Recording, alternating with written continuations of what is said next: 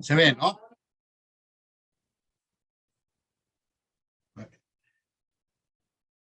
Sí se ve. Perfecto.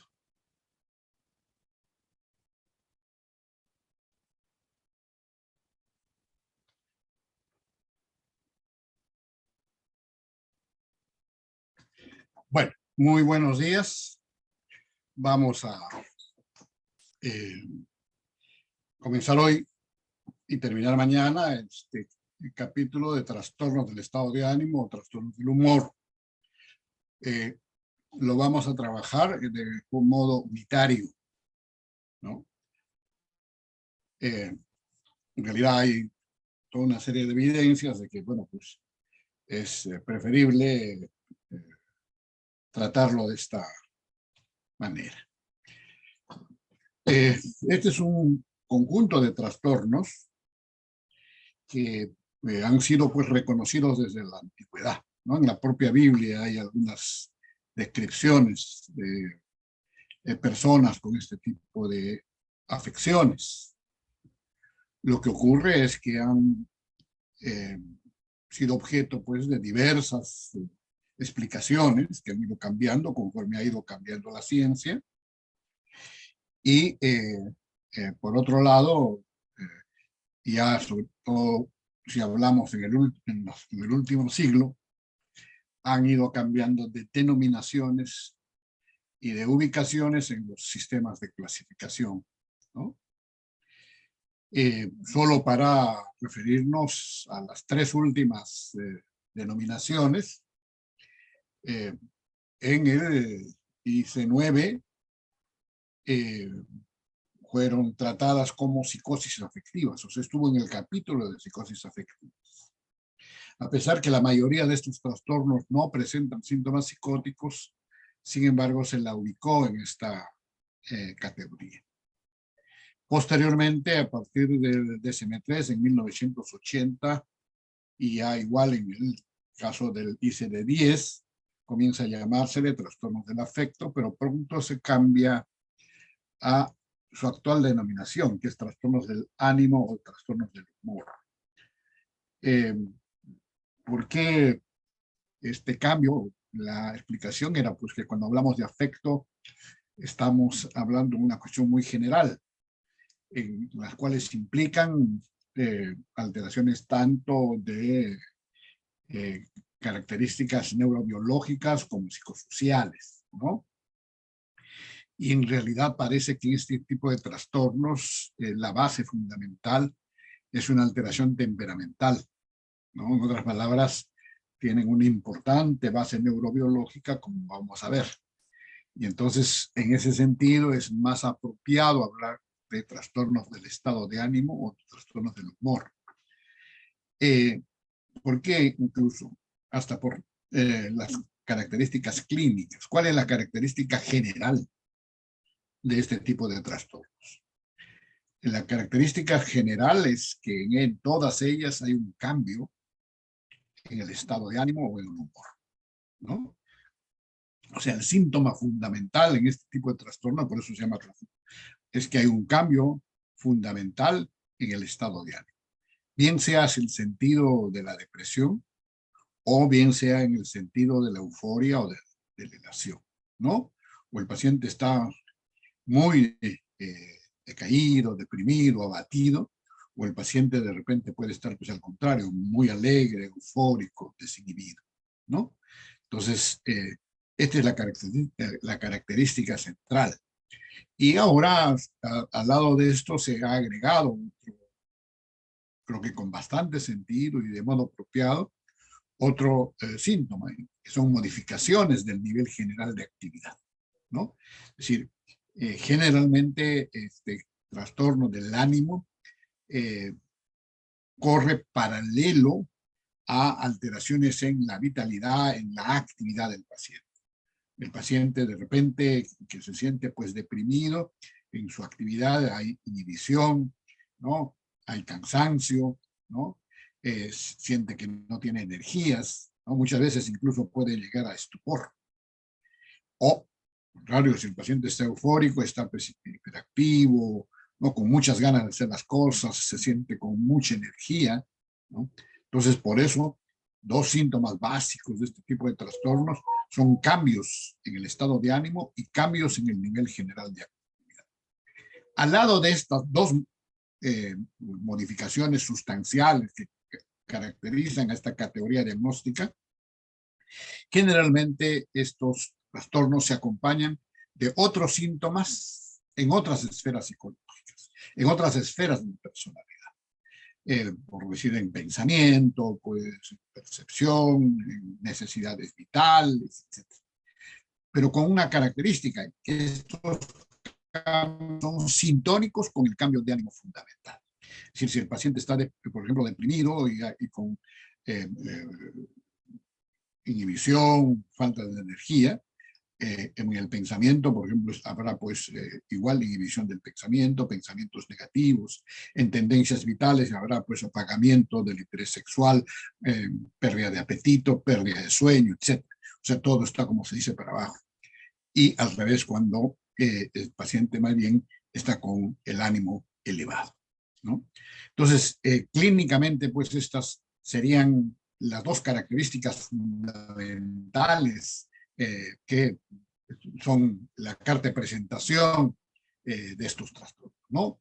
Cambios en el ánimo y cambios en la vitalidad, acompañados de otros síntomas que son sintónicos con el estado de ánimo fundamental. Pero la moderna epidemiología nos ha dado ahora más información. Y entonces otra característica de este tipo de trastornos, importantísimo, porque ha cambiado la perspectiva incluso del tratamiento de estos trastornos, es que por lo general este tipo de trastornos tienden a ser recurrentes, ¿no? Entonces, ¿qué quiere decir esto? Que si alguien ha tenido un episodio de este tipo de trastornos, las probabilidades de tener un nuevo episodio es muy alto, ¿no? Entonces, esto cambia por la perspectiva. Entonces, ya no es solo tratar el episodio, hay que evitar que haya nuevos episodios, ¿no? Y finalmente, otra característica que se puede ver en estos pacientes es que muchas veces, no siempre, ¿no? Luego del episodio, el paciente puede recuperar su nivel premórbido, ¿no? Cada vez hay más estudios que indican que en realidad sí hay una mejoría, pero muchas veces que eran síntomas subsindrómicos.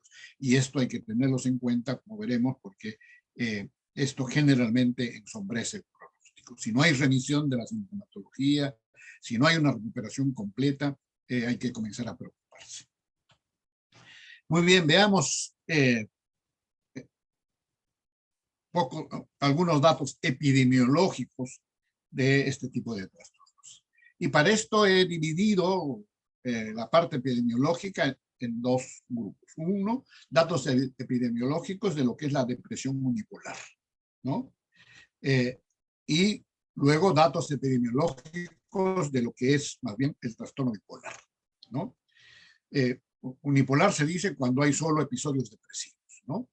Entonces, bipolar, como vemos, es cuando no solamente hay episodios depresivos, sino también episodios de elevación del ánimo, ¿no? Entonces, primero vamos a ver básicamente lo que son la epidemiología de los trastornos depresivos unipolares. Lo primero que tenemos que indicar, como está subrayado, es que la prevalencia de estos trastornos es alta, ¿no? Se calcula a nivel mundial que la prevalencia de vida está alrededor del 17%. De depresión unipolar. No me estoy refiriendo a trastorno depresivo mayor, que es uno de los tipos de trastorno depresivo unipolar. Entonces, cuando se hace relación de lo que es episodio depresivo, entonces generalmente está alrededor del 17%. Y en el caso del Perú está alrededor del 18%. Aunque ahora con la pandemia parece que incluso eso ha subido. Esto indica pues que este tipo de trastornos es muy frecuente, ¿no? Hay pocas patologías que puedan tener, patologías médicas puedan tener esto. Y una característica es que en todos los estudios la prevalencia de depresión es mayor en mujeres que en varones. La relación es aproximadamente 2 a 1. Este es un estudio, por ejemplo, multicéntrico que se llevó a cabo en 10 países, ¿no? Algunos desarrollados, otros no. Y las cifras que traigo, que son un promedio, ¿no? Y que se encontró que la prevalencia de vida varía pues en función a los diversos países, desde prevalencias aparentemente muy bajas, por ejemplo en Taiwán, hasta prevalencias altas, ¿no? En promedio aproximadamente es 17%. Pero otra cosa que indicaban estos estudios es que este es un trastorno que afecta a las personas en una etapa muy productiva, generalmente a partir de los 25 años, ¿no? Entonces, puede darse antes, sí, puede darse después también, evidentemente, pero el promedio está alrededor de los 25 a los 35 años. Y como ya les adelantaba, la prevalencia siempre es más alta en mujeres que en varones. Este es el caso de Perú, ¿no? Entonces, Lima, Huaraz, Cajamarca, la Selva, como ven, la prevalencia pues es alta. ¿Qué pasa con la depresión en niños? En niños aparentemente la prevalencia primero es un poco más baja, y felizmente, y segundo, la prevalencia es aparentemente similar entre varones y mujeres. Pero en la medida en las que aparece ya la pubertad y luego la adolescencia, como ustedes pueden ver, ocurren dos cosas, ¿no?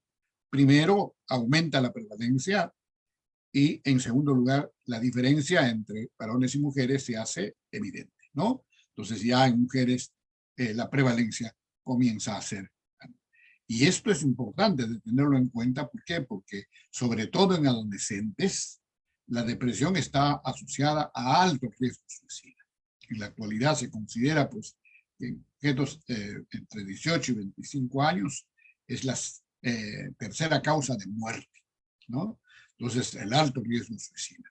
Y evidentemente una disminución de su capacidad adaptativa, ¿no? En el colegio, ¿no? En la vida social comienza a haber pues, dificultades. ¿Qué pasa con la población geriátrica en los adultos mayores? La prevalencia en adultos mayores depende de las condiciones de vida del anciano, depende de las condiciones, de la calidad de vida.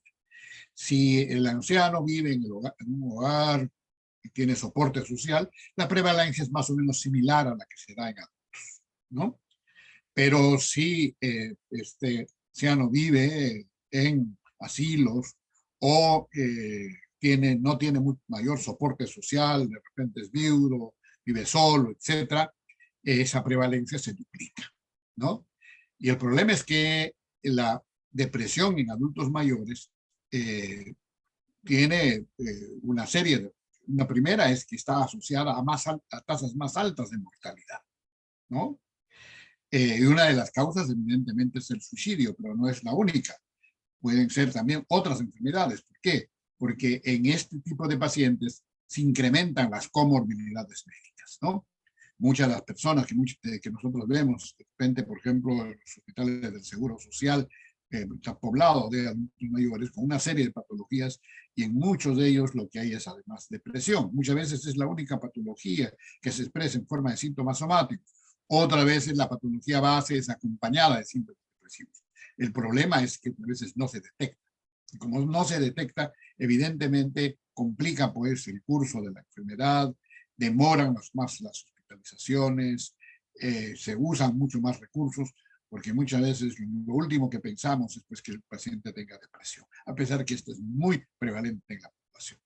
Y otra cosa que tenemos que evaluar en estos pacientes ancianos es pues, que en la depresión hay un compromiso cognitivo, ¿no? Entonces muchas veces pueden ser confundidos incluso con procesos demenciales, ¿no? Eso es lo que muchos llaman pues la pseudodemencia depresiva. Entonces hay que evaluar correctamente esto, porque si el paciente es tratado adecuadamente, no recibe sus antidepresivos, todas esas déficits cognitivos van a mejorar. Otra característica de los trastornos depresivos unipolares, epidemiológicamente, es que la mayor parte, un buen grupo de estos trastornos tienen un curso crónico, ya les decía, recurrentes y son discapacitantes, ¿no? Entonces, esto es relativamente Más o menos un tercio de todas las depresiones tienen un curso crónico y esto está asociado a ¿qué? A mayor disfuncionalidad, está asociado a mayores tasas de comorbilidad y está asociado evidentemente a mayor riesgo suicida. Este es un estudio del Instituto Nacional de Salud Mental de los Estados Unidos. Ellos estudiaron a un grupo de pacientes depresivos semanalmente durante 12 años. ¿Y qué encontraron? Encontraron pues que los pacientes presentaban síntomas depresivos en el 59% de las semanas. O sea, más de la mitad de esos 12 años se la pasaban deprimidos, con síntomas depresivos, a pesar que estaban en tratamiento, ¿no? Y otra de las cosas que se observó es que los síntomas cambiaban por lo menos 2 veces al año. En otras palabras, la careta sintomática puede pues ir cambiando. En general se piensa pues que si uno tiene un episodio depresivo, al cabo de un año, ¿qué va a pasar? 40% van a permanecer deprimidos, 20% pueden tener una recuperación parcial y 40% se recuperan. El problema es que no sabemos pues quiénes se van a recuperar y por eso es importante detectar tempranamente y tratar a estos pacientes. Ya les decía que estas son enfermedades recurrentes y esto ya se calculó, ¿no? Si un paciente tiene un episodio depresivo, la probabilidad de tener un nuevo episodio es del 50%. ¿Ya? Del 50%. Si tiene 2 episodios, este riesgo sube al 70%. Y si tiene 3 o más episodios, al 90%. ¿Y cuál es el problema de las recurrencias? Primero es que estas ocurren más prontamente. Si de repente entre el primer y el segundo episodio, por ejemplo, hubieran 5 años de diferencia, probablemente entre el segundo y el tercero y cuarto, estos periodos van a ser más cortos, ¿no? 1 año, 2 años, luego de los cuales vuelve el paciente a recurrir. Lo segundo es que estos episodios son cada vez más de más larga duración, duran más. Cada vez son más severos y más terribles, que cada vez son menos respondientes al tratamiento. Muchos de esos pacientes comienzan a engrosar pues aquel grupo de pacientes que se llama de depresión resistente al tratamiento, ¿no? Pero hemos dicho también que la depresión tiende a ser una enfermedad discapacitante. A esto no se había prestado mucha atención. Este es un estudio, por ejemplo, que se hizo en adultos y a nivel de población, y se detectó 622 de estos pacientes que tenían trastorno depresivo mayor. Y se le aplicó una escala de discapacidad que es la escala de Sheehan. ¿Qué se encuentra? Se encuentra pues que el 87% de los pacientes presentaba discapacidad. En otras palabras, había un deterioro de moderado a muy severo. Como ustedes pueden ver, moderado 28%, severo 40%, no, muy severo 19%. Que no tuvieran, o fuera muy leve, eran la minoría de los pacientes. Y entonces esto es muy importante de tener en cuenta. Como consecuencia de esto, ¿qué ocurre? El paciente baja su rendimiento en el trabajo, baja su rendimiento en la universidad o en el colegio, disminuye sus interacciones sociales, etcétera, ¿no? Entonces comienza a generar problemas en la familia. Entonces hay una discapacidad pues importante. Otra característica de las depresiones es que está asociada a alta morbilidad y mortalidad, ¿no? En pacientes hospitalizados en general, en pacientes hospitalizados en servicios médicos generales, se encuentra que aproximadamente un tercio de ellos presentan depresión. Pero esto es incluso más alto, como ven aquí se está duplicando, pero esto es incluso más alto, incluso hasta se triplica, ¿en quiénes? En pacientes con patologías crónicas, pacientes oncológicos, pacientes con problemas neurológicos y pacientes con problemas cardiovasculares tienen pues tasas muy altas de depresión, ¿no? Entonces, igual, esto es, aquí es ya en trastorno depresivo mayor específicamente y se ve lo mismo, ¿no? Enfermos crónicos, enfermos con problemas oncológicos, problemas neurológicos y problemas cardiovasculares, la prevalencia se duplica hasta se triplica. Pero hemos dicho también que esta es una enfermedad que genera alta mortalidad. Y la principal causa de mortalidad en los pacientes deprimidos es el suicidio. Y esto hay que tomarlo con mucho cuidado y preocupación. ¿Por qué? Porque estas son enfermedades que, como sabemos, ahora tienen tratamiento. Cada vez hay mejores tratamientos para estos pacientes. El problema es que muchas veces no son diagnosticados o no siguen bien el tratamiento o abandonan los tratamientos. La brecha de tratamiento es alta, ¿no? En general se considera que el riesgo de suicidio en pacientes con depresión unipolar está entre el 10 al 15%, ¿no? Claro, no es la única causa de suicidio, pero es la principal causa de suicidio en el mundo. 60-75% de los suicidios se deben a depresión, ¿no? Ahora, por cada suicidio consumado, generalmente existen 20 intentos suicidas. Y esto hay que tenerlo en cuenta. ¿Por qué? Porque el paciente que intenta suicidarse, el riesgo de que termine suicidándose es alto. ¿Quiénes intentan suicidarse más? Las mujeres, con una relación de 3-1. ¿Quiénes se suicidan más? Los hombres, con una relación de 4-1. Pero el riesgo suicida, si bien es cierto, es del 10 al 15%. Sin embargo, en los pacientes deprimidos, las quejas asociadas a sentir que ya no deben vivir, o que no vale la pena vivir, o que mejor sería morirse, etcétera, es alta, ¿no? 2/3 de los pacientes deprimidos exhiben ideas suicidas durante el curso de la enfermedad, ¿no? Entonces, por eso algunos dicen que todo paciente deprimido es un suicida en potencia. Y preferible tomarlo así para tomar todas las precauciones.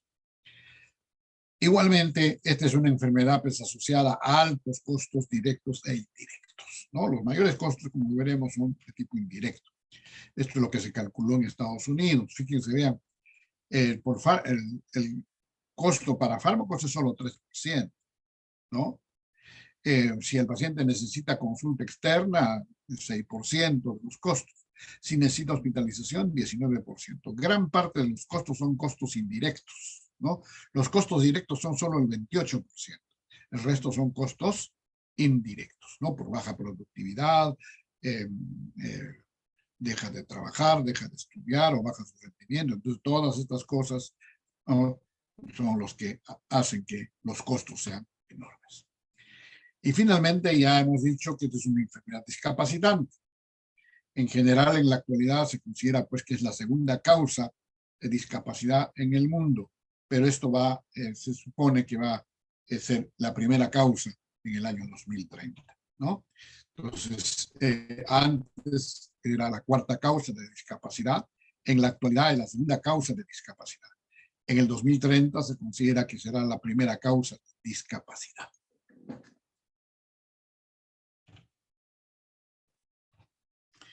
Muy bien, hasta aquí lo que es depresión unipolar. Vamos a referirnos ahora al trastorno bipolar. El trastorno bipolar evidentemente tiene una prevalencia menor, ¿no? Más o menos es del 1 al 2.5%. Y la prevalencia es similar en hombres y mujeres, ¿no? Sin embargo, algunos consideran que esta prevalencia sería mayor cuando hablan del denominado espectro bipolar, ¿no? Hay varios tipos de trastorno bipolar. El trastorno bipolar 1 tiene una prevalencia aproximadamente del 1% y es igual en varones y mujeres. El bipolar 2, ya les explicaré, tiene una prevalencia algo menor, aunque ahora hay estudios que indican que parece que lo que pasa es que no se diagnostica, y esto sí es mayor en mujeres. El trastorno ciclotímico la prevalencia es del 1% y es mayor en varones. En ese sentido, como ya pueden ver, hay pues una relación entre el trastorno bipolar y género, ¿no? De modo global, la prevalencia del trastorno bipolar es similar en ambos sexos. Sin embargo, la prevalencia es mayor en mujeres, uno, cuando cursa bajo la forma de trastorno bipolar 2. Por otro lado, las mujeres sufren más episodios depresivos que los varones. Las mujeres sufren más episodios mixtos. Las mujeres presentan más formas de ciclado rápido, que son las formas más graves de trastorno bipolar, y las mujeres son las que presentan con más frecuencia también manifestaciones atípicas de depresión. Entonces, estas características hay que tenerlas en cuenta. En general, se considera que el trastorno bipolar es una enfermedad que se inicia tempranamente, como ven, entre los 15 y los 24 años. El unipolar, como hemos visto, a partir de los 25 años. Estos son promedios, evidentemente, ¿no? ¿Cuál es el problema en el trastorno bipolar? Que el diagnóstico correcto demora entre 5 a 10 años, ¿no? Entonces, por ahí está el problema, ¿no? Generalmente no son diagnosticados, pues, tempranamente. Se demora mucho tiempo en lograr un diagnóstico correcto. Por eso es que se habla ahora que esta sería una enfermedad de inicio temprano, ¿no? Y con un tratamiento de inicio tardío, ¿no? Entonces, si nosotros tenemos un paciente adolescente, por ejemplo, con depresión, las probabilidades de que esta sea una depresión bipolar es alta. No significa que necesariamente sea una depresión bipolar, ¿no? Pero la probabilidad de que efectivamente sea, pues, una depresión bipolar es alta. Igual que los unipolares, está asociada a altas tasas de mortalidad, morbilidad y discapacidad, ¿no? El Banco Mundial ha hecho un estudio que indica, pues, que cuando uno presenta trastorno bipolar y no recibe tratamiento, se produce una reducción de 9 años en la expectativa de vida. 2, se incrementa el riesgo suicida, y 3, hay una pérdida de 14 años de trabajo. Al revés, cuando esta población recibe el tratamiento, la expectativa de vida se incrementa en 6.5 años, no se recupera totalmente, disminuye el riesgo suicida y el trabajo productivo se incrementa en 10 años, pero igual no se recupera totalmente. Las tasas de mortalidad son más altas que en la población general, y de esta la principal causa de suicidio, muerte, evidentemente, es el suicidio, pero también otras enfermedades como cáncer, enfermedades cardiovasculares, ¿no? En general, el riesgo de suicidio en pacientes con trastorno bipolar es 20% más alto que en la población general, ¿no? 25 a 50% de los pacientes con trastorno bipolar intentan suicidarse al menos una vez en su vida, ¿no? Y esta es una enfermedad, pues, discapacitante que genera estigma social. En general se considera que es la 6ª causa de discapacidad en el mundo. Y evidentemente tiene un curso crónico y recurrente, ¿no? Este es un estudio que se hizo igual en los Estados Unidos, en el Instituto de Salud Mental. Casi 13 años siguieron estos pacientes, 146 pacientes, ¿no? Seguidos casi durante 13 años. ¿Y qué encontraron? Que los pacientes experimentaron síntomas durante el 47% del tiempo. O sea, casi la mitad de esos 13 años estuvieron con síntomas. Y el 67% de ese tiempo correspondió a episodios depresivos. O sea, la mayor parte del tiempo era episodios depresivos. El riesgo de recurrencia en trastorno bipolar es del 75% por encima de los 5 años a pesar del tratamiento. Y tiene, pues, las mismas repercusiones que hemos visto en el caso de los trastornos depresivos unipolares, ¿no? Ocurren más pronto, son más severos, responden menos al tratamiento. E igual que el trastorno unipolar, es una carga económica también alta, ¿no? Los costos son enormes. En Estados Unidos, más o menos esto es lo que se ha calculado. Lo interesante, y en otro estudio es británico, pero en ambos la característica común es que la mayor parte de los costos son costos indirectos. Veamos ahora los factores etiológicos. La mayor parte de estos trastornos, pues, tienen una base neurológica, ¿no? Genéticos, neuroquímicos, hormonales. Y al lado de eso hay factores psicosociales, psicológicos y sociales, que generalmente muchas veces complican el curso, precipitan la enfermedad, dificultan el tratamiento. Veamos primero los factores genéticos. La mayor parte de evidencias actuales indican que tanto los trastornos bipolares como los unipolares son de tipo familiar. Pero al parecer son genéticamente heterogéneos. En otras palabras, no hay un gen pues, de la depresión o un gen de la bipolaridad, eso ya se abandonó.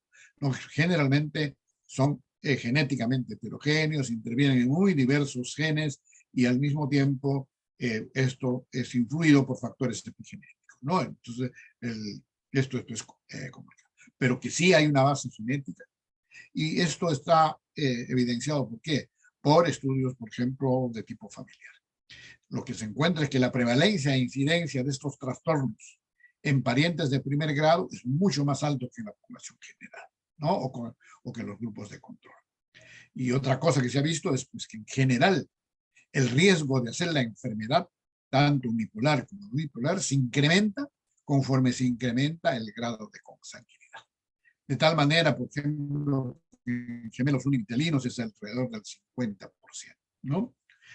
Pero al mismo tiempo esto que implica que no solo es genético, porque si solo fuera genético tendría que ser 100%, ¿no? Implica también que hay otros factores adicionales que hay que tener en cuenta.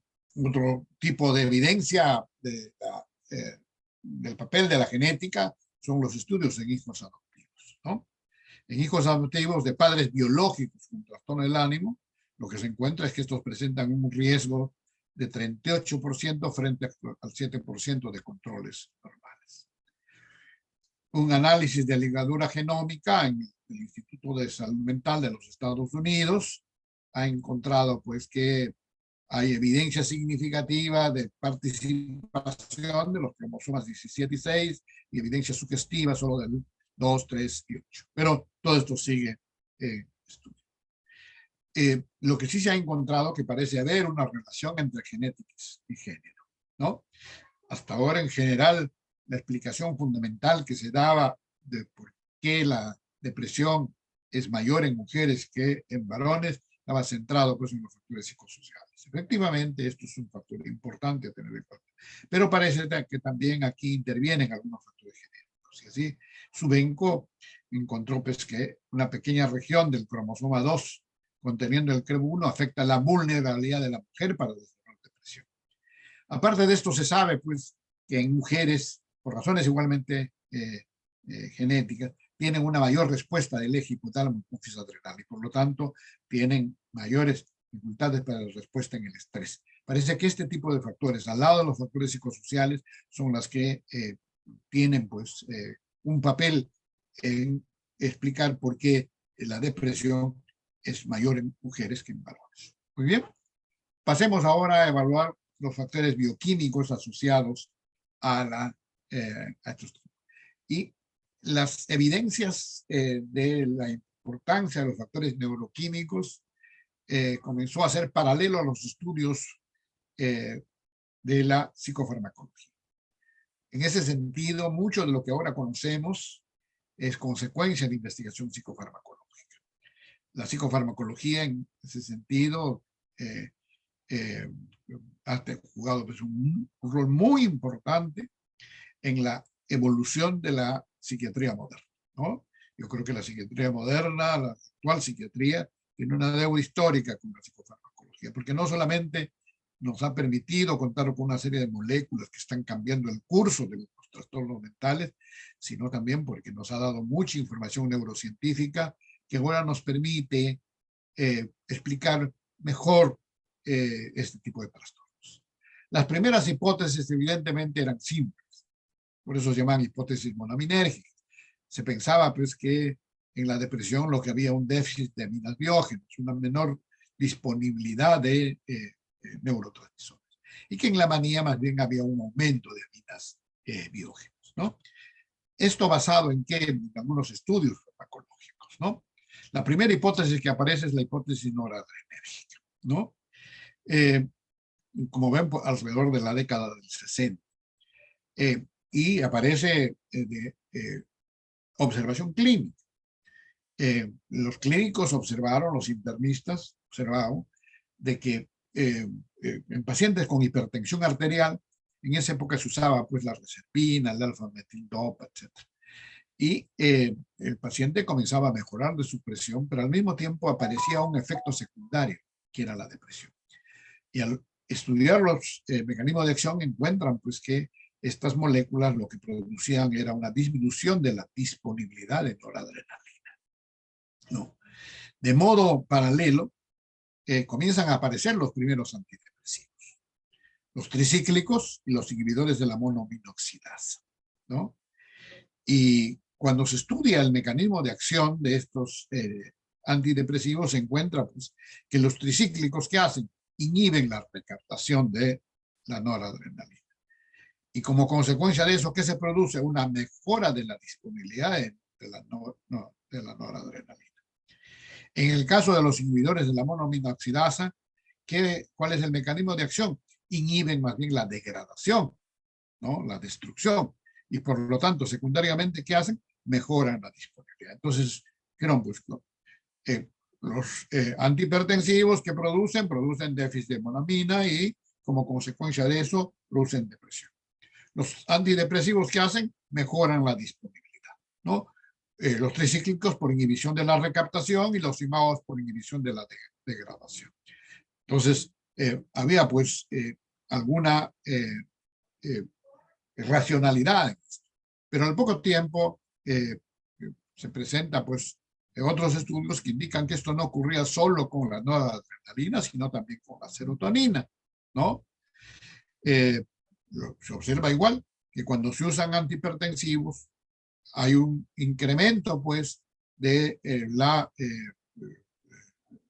del efecto secundario de depresión como consecuencia de la menor disponibilidad de serotonina a nivel neuronal. Igual que cuando se usan antidepresivos, lo que se produce pues es una mejora de la disponibilidad de la serotonina, sea por inhibición de la degradación, como hemos visto, o por inhibición de la recaptación. Más aún, se agrega esto que había evidencia que el electroshock tenía pues un efecto de mejora de la disponibilidad y que por eso mejoraba la depresión. En otras palabras, se pensaba pues que lo que había en los pacientes con depresión era una menor disponibilidad de estos neurotransmisores. ¿Y qué pasaba cuando se les prescribía antidepresivos? Lo que se producía era una mejora de la disponibilidad, ¿no? En el caso de los tricíclicos, por un bloqueo de la recaptación, que mejora. En el caso de los imaos, por una inhibición del catabolismo, ¿no? Entonces, por cualquiera de esos mecanismos se produció una mejora de la disponibilidad. Sin embargo, investigaciones posteriores cuestionaron esta hipótesis, ¿no? Y tres fueron las principales observaciones. La primera es que comienzan a aparecer nuevos antidepresivos que no actúan ni por noradrenalina ni por serotonina y que sin embargo mejoran el ánimo. Entonces, evidentemente, esto planteaba pues, que habían otros mecanismos. Segundo, se sabe pues, que algunas moléculas como la cocaína o las anfetaminas, en general los estimulantes, son potentes inhibidores de la recaptación de noradrenalina, serotonina e incluso dopamina, ¿no? Son potentes y por lo tanto deberían ser que antidepresivos. Sin embargo, sabemos pues que la cocaína, las anfetaminas y en general los estimulantes a largo plazo lo que producen más bien es depresión. Entonces, evidentemente aquí estaba fallando pues alguna explicación. Pero la tercera observación probablemente era la más interesante. Y es que observaron que no había una relación en el tiempo entre la mejora de la disponibilidad y la mejoría clínica, ¿no? Cuando uno comienza a tomar antidepresivos, ¿en qué tiempo mejora la disponibilidad? En horas. Incluso dentro de podemos ver las primeras 24 o 48 horas ya hay una mejora significativa de la disponibilidad de estos neurotransmisores. Pero todos sabemos pues que el paciente no mejora. ¿Cuándo comienza a mejorar el paciente? A partir de la tercera, cuarta semana, ¿no? Entonces, no hay pues una relación entre el tiempo de mejora de la disponibilidad y la mejoría clínica. La mejoría clínica es bastante más tardía. Entonces, frente a esto, los investigadores pasaron pues al otro nivel de explicación, que es el de los receptores, ¿no? Entonces, lo que se planteó es que en los pacientes deprimidos, al lado de una disminución de la disponibilidad de estos neurotransmisores, había también problemas a nivel de la sensibilidad de los receptores. Lo que se planteaba es que había una hipersensibilidad de los receptores sinápticos, ¿no? Y en ese sentido, claro, hay necesidad primero de mejorar la disponibilidad para que disminuya la sensibilidad de los receptores, ¿no? Y cuánto tiempo demora en normalizarse la sensibilidad de los receptores. Demora más o menos 2, 3 semanas. En otras palabras, sí comienza a haber una relación entre la mejoría clínica y el tiempo que se requiere para normalizar la sensibilidad de los receptores.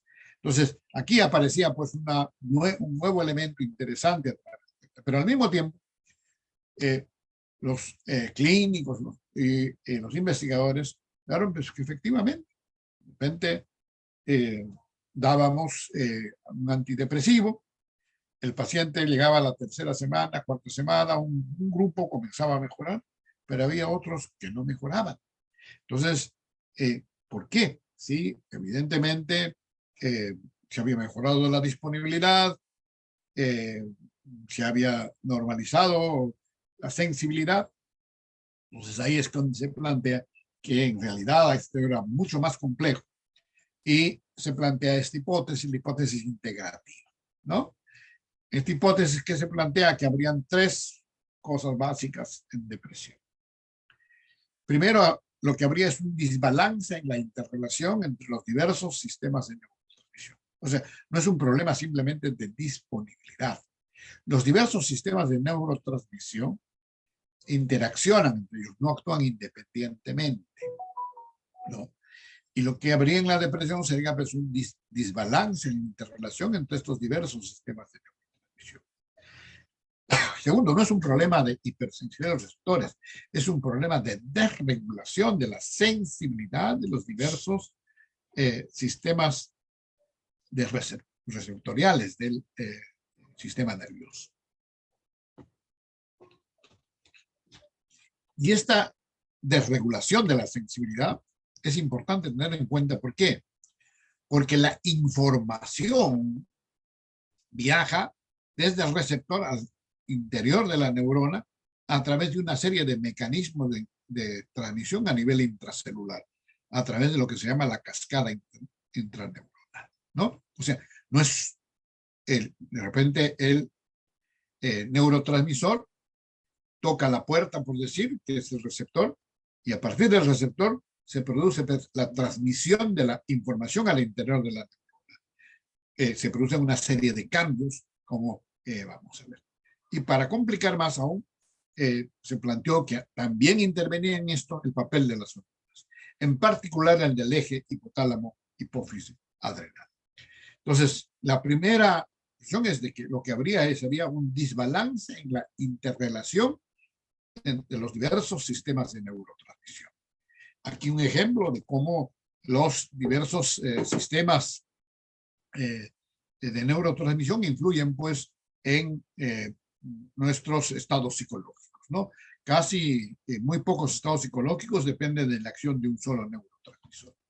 Y si nosotros esto lo trasladamos a la psicopatología, igual los síntomas psicopatológicos, pues gran parte de ellos solo son explicables a través de la interacción de los diversos sistemas de neurotransmisión. Una excepción a esto, de repente, por ejemplo, es el papel pues, de la dopamina en la expresión hedonista, ¿no? En lo que es la experiencia del placer. Pero de ahí la mayor parte de los síntomas dependen de la interrelación entre los diversos sistemas de neurotransmisión. Más aún, estos diversos sistemas de neurotransmisión no actúan incluso solo interrelacionados, también tienen relación con ¿qué? con los sistemas neuroendocrinos y tienen relación con los sistemas de defensa del organismo, ¿no? Por ejemplo, por eso les decía, los pacientes deprimidos tienen un mayor riesgo de enfermedad, una mayor tasa de morbilidad y mortalidad. Y claro, el sistema inmunológico también se compromete cuando uno está deprimido, ¿no? Como pueden ver ahí, hay una disminución de las células T, una disminución de las natural killers, ¿no? Y por eso las probabilidades de infección, por ejemplo, son mayores si uno está deprimido. Entonces, cada vez es más claro pues, que los neurotransmisores regulan todos los procesos que ocurren dentro de las neuronas. Pero sus efectos sobre estos no son directos, sino que se producen a través de ¿qué? De cascadas bioquímicas de mensajeros intracelulares, como las proteínas G, etc. Hay, como saben, pues dos vías de traducción. Las vías controladas por segundos mensajeros acoplados al receptor y las vías que son controladas por receptores que interactúan con proteínas hidroxigenadas. Lo interesante es que la regulación de estas grandes categorías de vías provocan pues cambios a corto y largo plazo, ¿no? Responsable de la función neuronal y por lo tanto su alteración puede traducirse en psicopatología. En otras palabras, en este caso, en depresión, ¿no? Los cambios a este nivel generan. Y por eso el tratamiento de las depresiones, primero, demoran en iniciarse y segundo, hay que mantenerlas un buen tiempo. ¿Por qué? Para evitar las recurrencias. Ya habíamos dicho que las depresiones tienden a ser recurrentes, ¿no? Y el problema es pues, que se producen cambios a mediano y largo plazo que hay que modificar, ¿no? Entonces, por eso un buen tratamiento antidepresivo no debe durar pues, menos de 6 meses a un año, ¿no? Entonces, más aún, ahora sabemos que los antidepresivos son neuroprotectores y no producen pues depresión. Al lado de esto está el efecto pues del eje hipotálamo, hipófisis, adrenal, sobre todo, ¿no? A nivel neuroendocrino. Intervienen los otros, pero lo más importante aquí tiene que ver con el papel del eje hipotálamo, hipófisis, adrenal. Que, como sabemos, el hipotálamo segrega pues el CRH, que estimula la hipófisis, como ustedes saben, segrega STH, que estimula la médula adrenal, y la médula adrenal segrega pues el cortisol, ¿no? Que tiene un mecanismo de retroalimentación en su control, ¿no?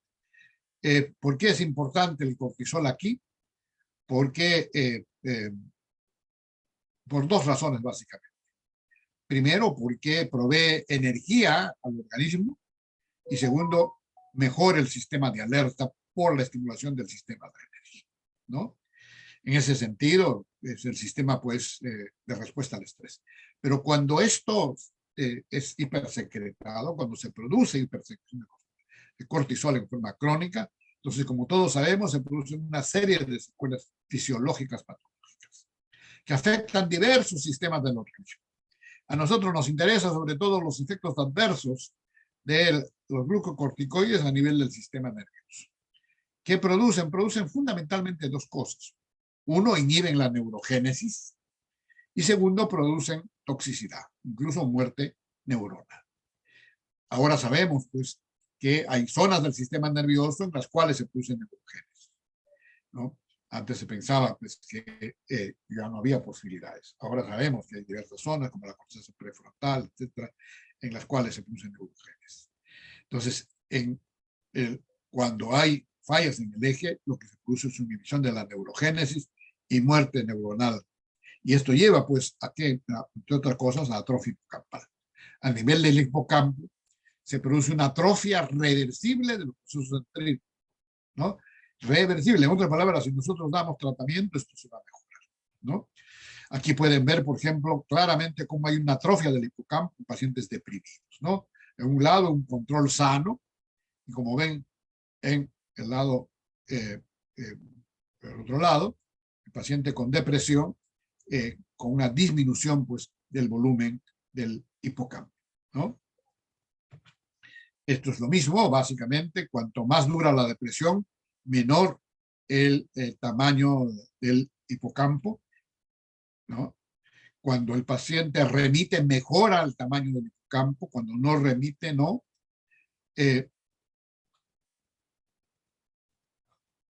¿Cómo actuaría esta hiperactividad del eje? Esta hiperactividad del eje sería consecuencia, evidentemente, del estrés, la depresión, pero también puede ser consecuencia de qué? De antecedentes de traumas vitales en la infancia, como abuso físico o abuso sexual. Esto produce secuelas a largo plazo, entre ellas hiperactividad del eje. Entonces, en el caso del paciente deprimido, ahí pueden haber estos tres factores, ¿no? Estrés, depresión, pero también en muchos de ellos, no en todos, pueden haber estos antecedentes. Entonces, esto que genera modificaciones del hipocampo, disminución del volumen y, evidentemente, los problemas. ¿Cómo sabemos que hay hiperactividad del eje en la depresión? Por tres razones. Primero, hay un incremento en los niveles plasmáticos, urinarios y en líquido cefalorraquídeo de cortisol.